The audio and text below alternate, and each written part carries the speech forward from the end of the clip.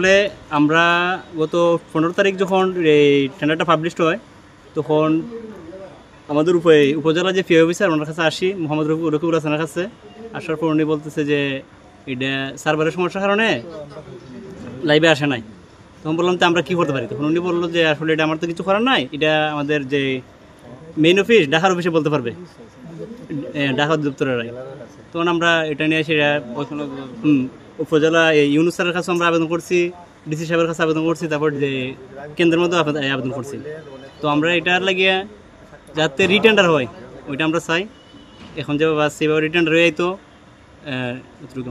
তবে প্রায় 10-15 জন বা 25 জনের মতো একত্রিত হয়ে আমরা আমাদের যে লাখের পিআর কর্মকর্তা রাকিবুল হাসান ওনার সাথে আমরা কথা বলার পরে উনি আমাদেরকে উত্তর দিয়ে যায় টেকনিক্যাল সমস্যার কারণে আপনাদের লাখাটা আসতেছে না।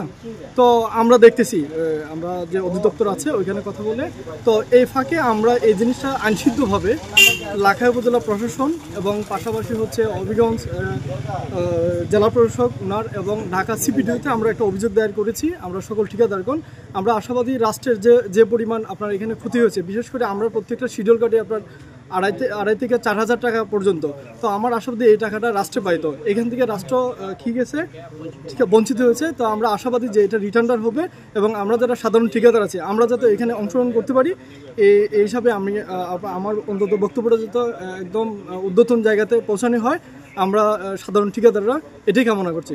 সাথে জড়িত আমি যেটা মনে করি আপনার হাজার হাজার ঠিকাদার এই শিডিউল কার্ডের থেকে বঞ্চিত হয়েছে এবং সরকারি রাজস্ব বিশাল আকার একটা দুর্নীতি হয়েছে। আমি এর সঠিক তদন্ত চাই ঊর্ধ্বতন কর্মকর্তার কাছে। বিষয়টা আমি চাই পুনরায় যেহেতু টেন্ডার রিটেন্ডার হয় আমরা সকল ঠিকাদার অংশগ্রহণ করতে পারি।